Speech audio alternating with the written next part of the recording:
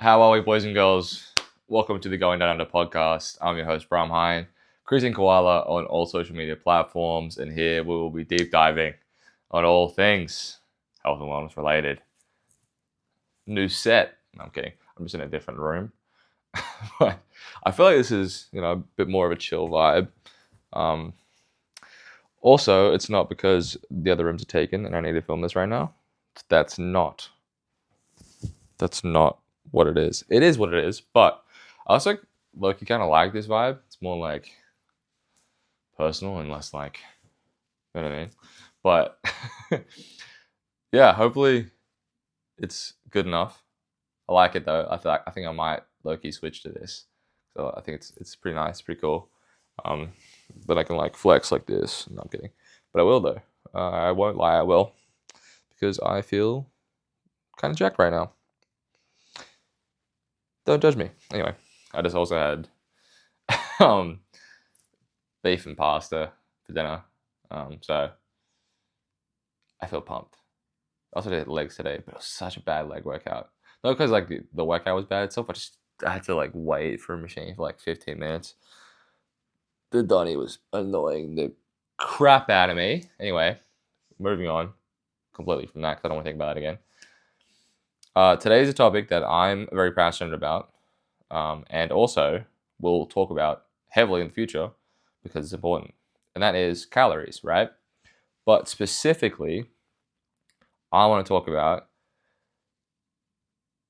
how you can not count calories and not focus on calories and still hit your goals. Because I know a lot of people think calories are really, really daunting and like counting calories and tracking everything is hard. In my opinion, it's not that hard if you get used to it, like as with most things. But I know it's a hassle for a lot of people. So here are today. Sorry, I'm going to be talking about a lot of the really main key points you need to focus on with nutrition to still hit your goals, whether it be losing fat and getting muscle or putting on weight and getting muscle.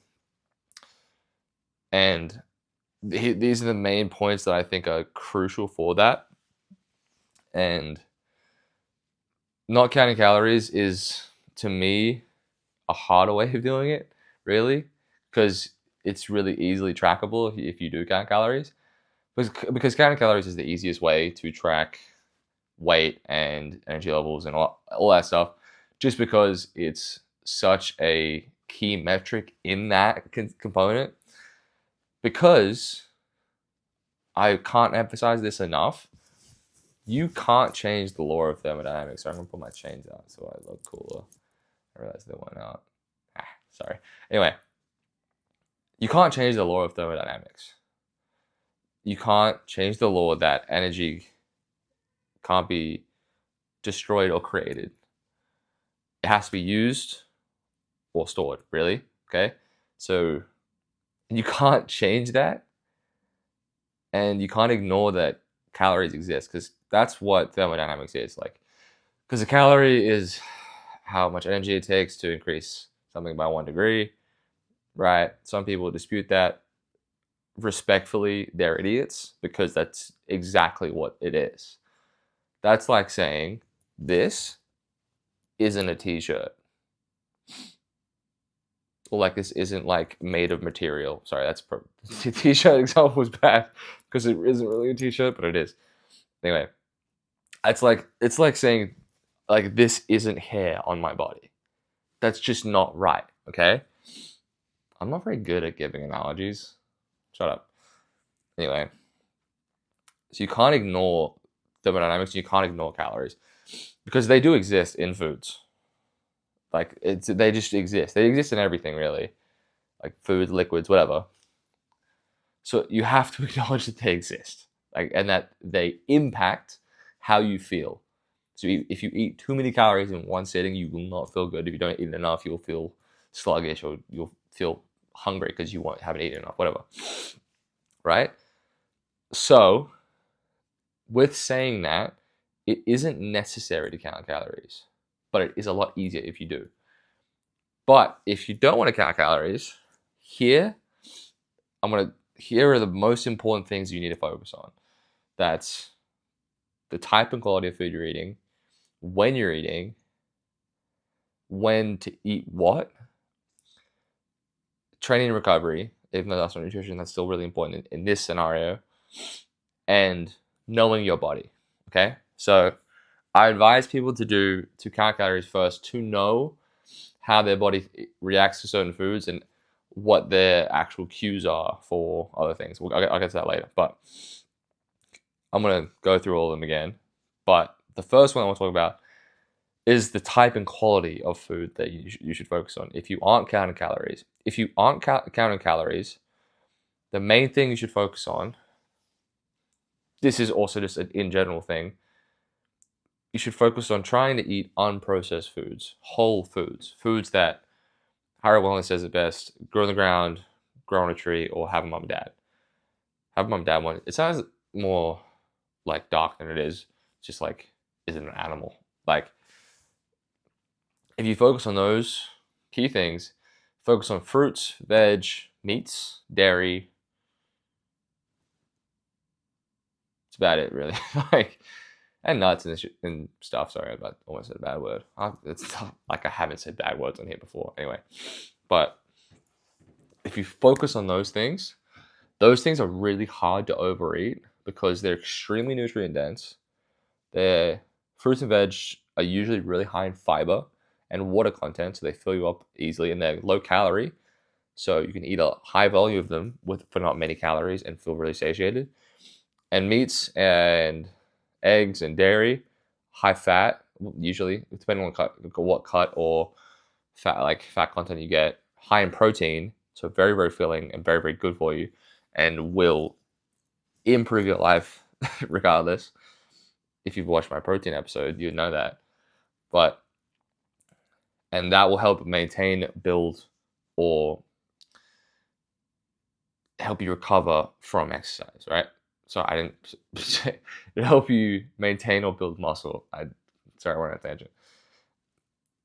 And covering those bases, if you just focus on those food groups, if you aren't counting calories, it's probably the majority, like 90 to 95% of your diet,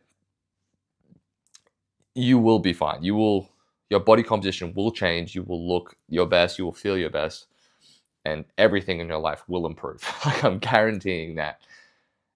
Because the opposite end of that, highly processed foods like granola, these are just examples. Granola, bars, ice creams, fried foods, whatever. Those things, they're really easy to overeat because they're highly palatable. They're extremely high calorie for low volume, and they are just full of stuff that your body doesn't need but wants, like the added sugar, the refined sugar. In my opinion, processed foods, if you cook them right and if you choose the foods that you want to eat, like that are good for you, because you can't tell me that fruit isn't good. Their fruit isn't nice, and that like onions and capsicum, bell peppers, those aren't nice. Like, they're good if you just cook them. Like, not the fruits. You can cook the fruits. You do whatever you want. But like, those foods are good. Those foods are nice. Beef is nice. Like that kind of stuff is really nice. It's good. It tastes good and it's really good for you. But they're not as hyper palatable as the other things like ice cream. I don't care what anyone says. Those things taste better than whole foods. I'll admit that, obviously. But that's also why they're extremely easy to overeat, because they taste so good. That's the issue with a lot of those foods, right? I'm gonna make a video on that kind of stuff as well. And also, it's easy to snack on those things and eat an extra 200 to 1,000 calories throughout an entire day just of those foods, and not even realize that you ate them, or like not even remember that you ate them because it was so quickly. You ate it so quickly. You know what I mean? So the focus on this end of the whole foods and don't focus as much on this end. I'm also not saying you can't ever eat that stuff. Please don't take it that way. You can have that occasionally. You can have it every day if you want, if you control it, if you understand it, which we'll get into later. But that's the first main point. Focus on whole foods. If you do that, you're sweet. The second point is something that it's highly debated, but can't really ignore the fact that it works in a lot of cases, in a lot of studies, that it works. It's intermittent fasting. Like 16-8, 12-12, OMAD, 1 meal a day, whatever you want to do.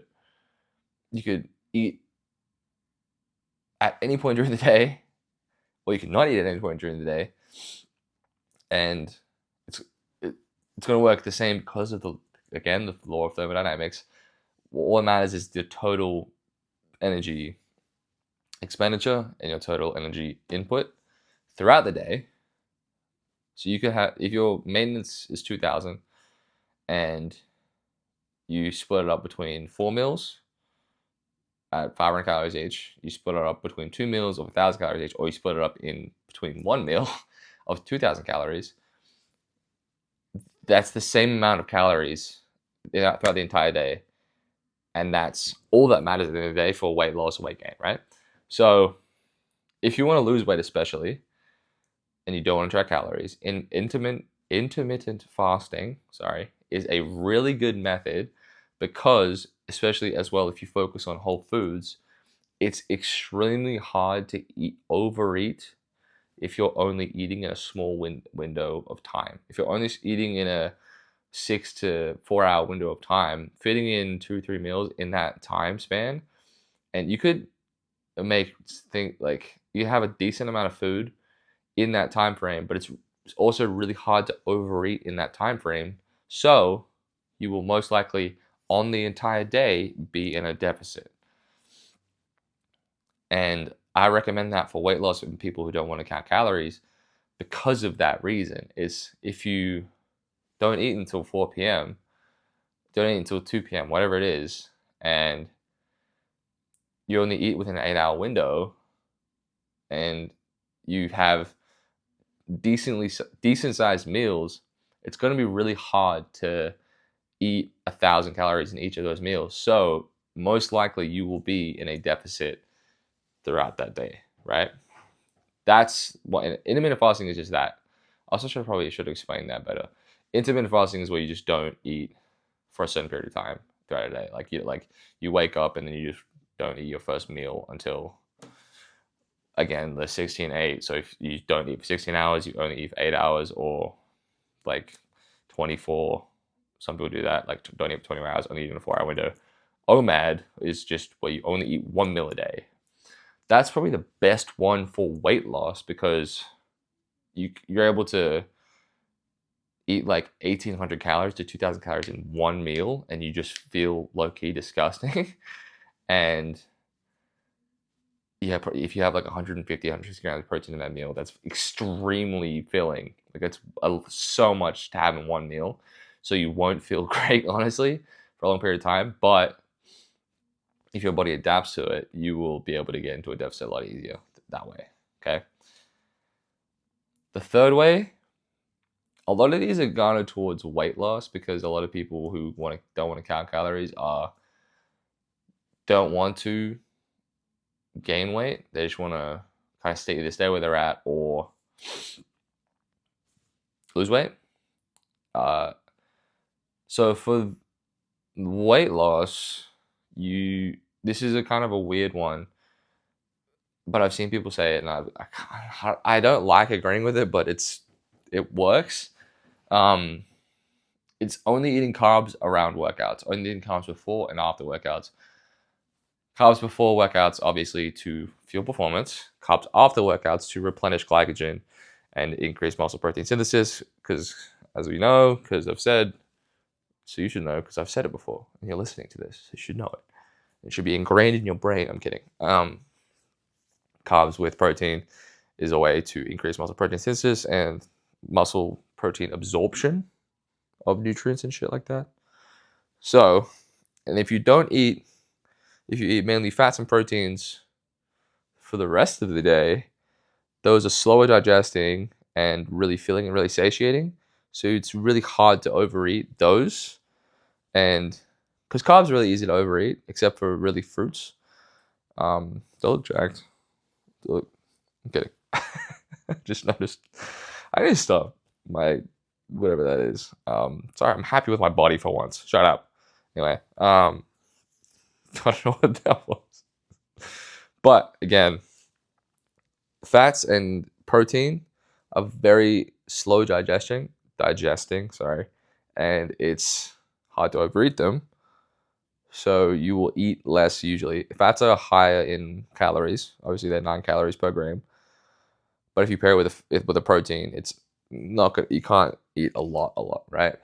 So if you have like a steak and butter or whatever, or steak and avocado, whatever, steak and eggs, it's going to be a very filling meal. So if you only have carbs before and after workouts, you're not going to overeat throughout the entire day usually.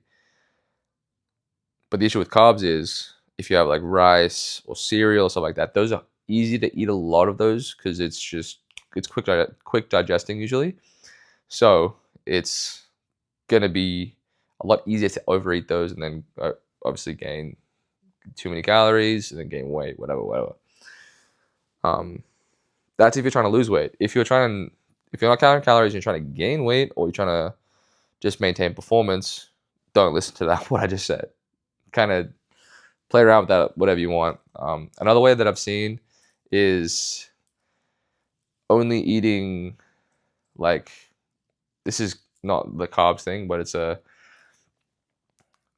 in the morning, kind of doing like a fruit fast or like a protein fast, where you fast and only eat protein up until you work out, then you eat carbs, or you just eat fruit up until, because fruit are carbs, but obviously full of micronutrients, full of ton of water in them, and very filling, a lot of fiber as well. So it's gonna be hard if you overeat on fruit a day. There's problems. There's other problems because you're probably choosing the wrong fruit sources, or yeah, I don't really know what to tell you. If you're overeating on fruit, I would question a lot of why. Like, so I don't think fruit's really nice, but eating like over 1,000 calories of fruit in a day would be, yeah. I would be like, I mean, I think I eat a lot of fruit, and I think it's maybe 400 calories a day, and it's a lot of fruit, dude. It's a lot of berries, a lot of like mango, and I used to have dates a lot. No, I don't have any dates because I have a girlfriend. Sorry. Jesus Christ.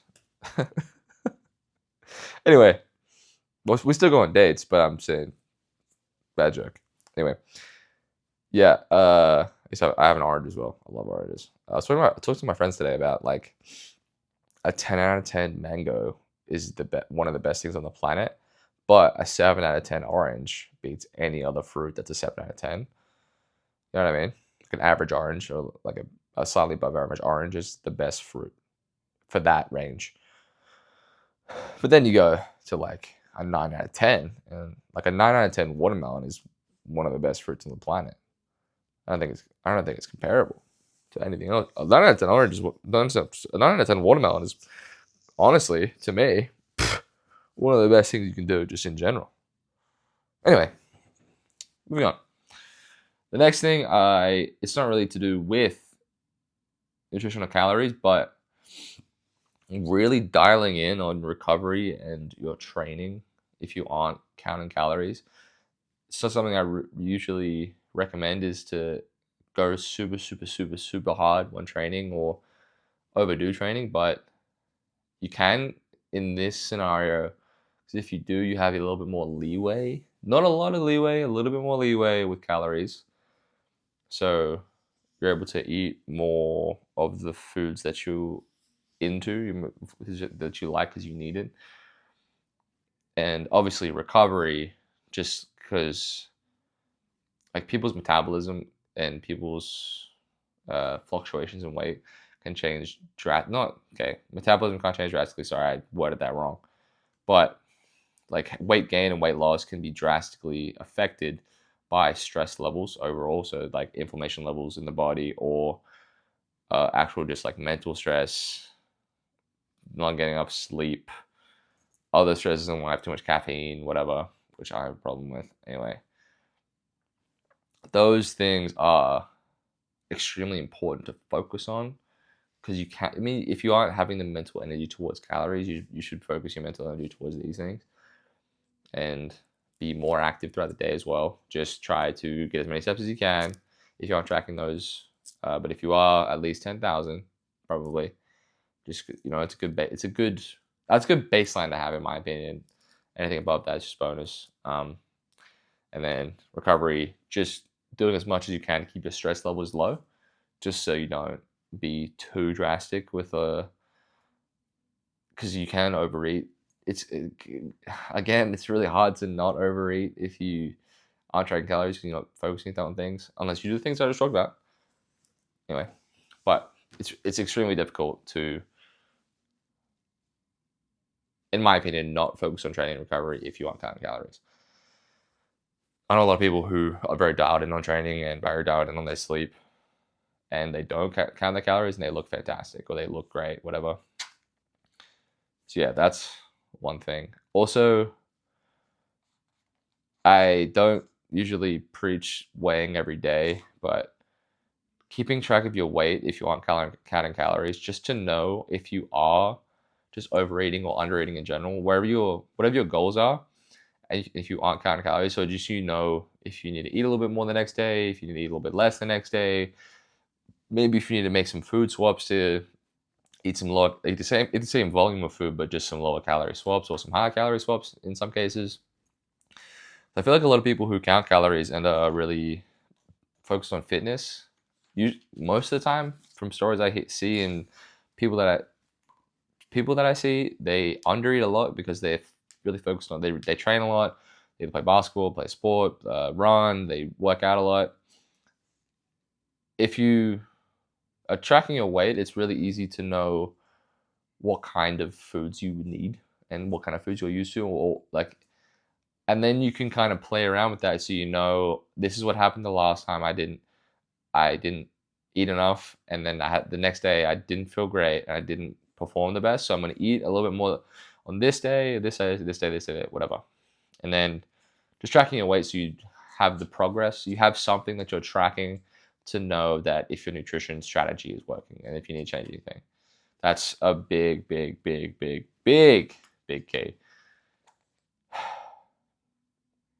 I think I just talked about breathing for a long time. Is that impressive? Anyway. The last one that is super important when you're not counting calories and you're not tracking them is to really lock in on your bodily cues and signals. Because I know a big thing about when I first started counting calories is when I didn't know how to handle I didn't know how to handle my hunger cues, because they were always there, and I didn't know my craving cues. Because most of the time when you're craving something, it's not because you're craving that thing, you're just craving what's in it. You're like, oh, I really want a brownie right now. But really, what you're craving is the sugar or the fats in it. So you could eat some beef and like a pineapple. Random example. Don't know where that came from.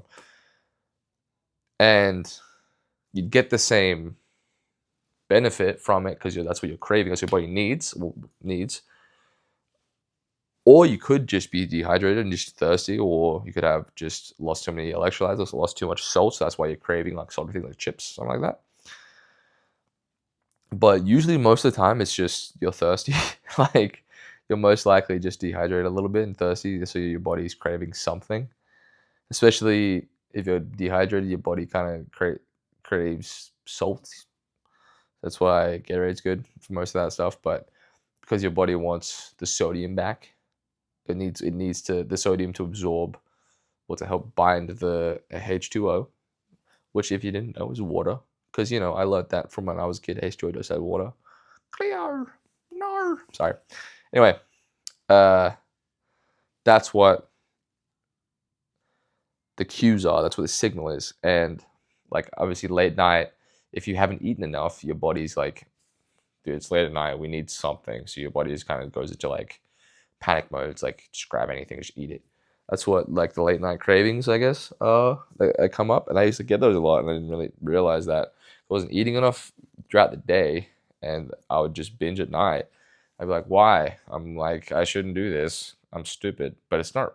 It wasn't really. It wasn't my fault because I didn't do it, but I wasn't eating up during the day, so I was like really, really craving those things at night, and I remember watching a video about like recognizing hunger cues, like am I craving this food or am I just not eating enough? Like, if I'm craving a certain food and say I'm craving a Krispy Kreme donut, because Krispy Kreme donuts are fantastic. Like, I ask myself, like, am I craving this thing or am I just craving any kind of sugary food? And most of the time, it's either I'm not actually craving anything. I just need to chill out and just drink some water, maybe, and just like get my mind off of food. Or I could just make like a lower calorie, like yogurt bowl, and I get the sweetness from that with like some honey on top and then some berries. And then occasionally I would be like, no, I actually am craving this specific thing. I'm going to eat that thing. I'm going to eat it. I'm going to not feel bad about it. And recognizing those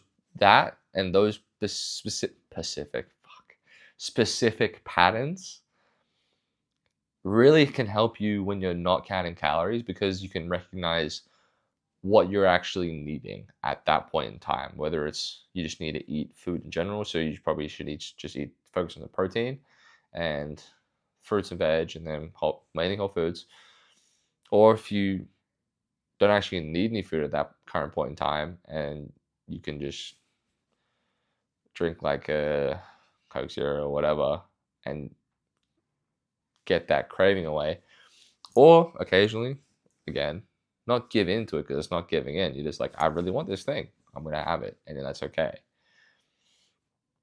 You just need to understand what your body is trying to tell you, and try and being able to recognize what it's actually trying to tell you. Because your brain is a tricky little guy, and it's going to try to be like, yo, I don't like this. If you're trying to lose weight, it's going to be like, yo, I don't like this. We need homeostasis back. This isn't homeostasis. We're in an energy deficit. Kick it back up. Get some food in you. But then you're like, nah, I don't want it. Because I'm trying to do my best, whatever. And it's a troubling thing, because I feel like it's hard to kind of understand that without understanding what the food is, like the calorie content of the food. But if you feel like you have a pretty decent idea of it, by all means, go ahead. But those are the main things that I want to talk about today. I know it's a lot of the stuff is mainly geared towards weight loss, but I did talk about some stuff to do with if you're trying to build muscle, if you're trying to maintain whatever you're at. But yeah, not counting calories and trying to lose weight it's a weird battle, because you can't really, it's harder to track progress and all that stuff. But again, you can do it without. Just takes a little bit more thinking about other things, other scenarios. But again, if you guys need any help with calories, or understanding that, or understanding how to train, or understanding how to get big, sorry. Let me know. Also, let me know if you like the little setup. I think it's more of a chill vibe. I'm also like kind of bento like this though sometimes. I've noticed that, but that's just also how I sit sometimes. But regardless, I love you. You're doing fantastic. You're a fantastic person. I hope. I don't really know who's watching it. I don't. Hopefully, no one is a bad person who's watching this. Just question yourself. Don't question yourself. I love you. You're great. I appreciate the love and support as always. On my end, everything's going pretty good. School's kind of kicking my ass a little bit, but unless we move, I'm about to head to trivia with some mates on a Wednesday. We usually go to trivia on Mondays. We went on Monday, and now we're going to go on Tuesday again, because we went to a different place. So this going to be fun. Yeah, I think I'm on the right path. I don't know. We'll see. I'm hoping. We're always Always questioning that. But regardless, doing good. Doing good. And I didn't even say what episode it was today. Sorry. Episode 11. Yeah. Yeah. We're 11 episodes in, which is kind of crazy to think about. We've nearly done this for 3 months straight without missing an upload. Weekly uploads. Also, haven't missed an upload on TikTok. I think I might have missed one day of uploads, but I also posted over a lot of TikToks. Ooh. Sorry. I posted at least. God. What? So I started. What did I start? October. Did I start in October or November? No, it was earlier than that. Was it September? I think it might have been like early October, honestly. Was it? Yeah, because I don't really have that many friends when I was here yet. That sounded sadder than it was. Yeah. Yeah, and then when my classmates found it, and I was like, oh no. But now it's fine. No one really cares. Not like that. That is like, I don't get bullied about it or whatever. But yeah, no, it's cool. It's fun. I have very supportive friends and a very supportive circle. So, and I appreciate you if you're in that circle, which a lot of people are. But exciting stuff coming. Hopefully some big things coming with this and with the other Instagram pages, Creatine Koala. Go follow it if you haven't. And hopefully some more exciting things to come over the summer with some exciting opportunities that we're really, really keying in on. Sorry. And yeah, that's me. Oh, those lights turned off over there. There was people in there, so now I'm scared. But no, I'm not. But I am. I'm always scared. No, I'm not. I'm kidding. Sorry. Bad joke. But yeah, I love you. You're fantastic. And I'll see you in the next episode, episode 12. If you have any recommendations for things you want me to talk about, send me a DM or comment on here. Or, I don't know. If you watch this, you probably know me personally, so you should just text me, I guess. But hopefully I'm helping as many people as I can. And hopefully I'm helping you at least a little bit if you're watching. If you're still watching, I love you. And yeah, well, I loved you either way, but especially you right now. But yeah. Anyway. Catch you next week.